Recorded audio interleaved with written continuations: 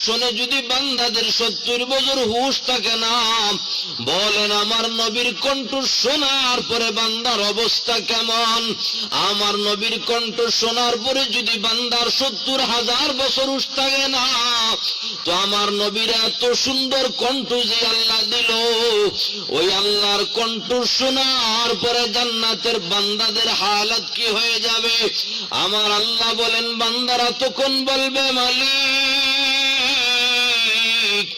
না দেখে আপনার কদমে সিজদা দিছি আর পড়ছি সুবহান রাব্বিয়াল আলা।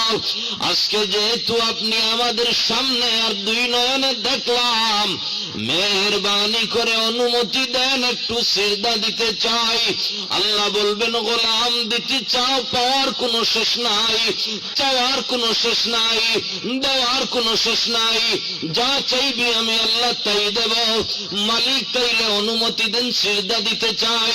বান্দারা যখন মাওলার কদমে সিজদায় পড়বে রে, হাজার হাজার কোটি কোটি বছর চলে যাবে, বান্দা এক সিজদায় কাটায় দিবে, কোনো হুঁশ থাকবে না।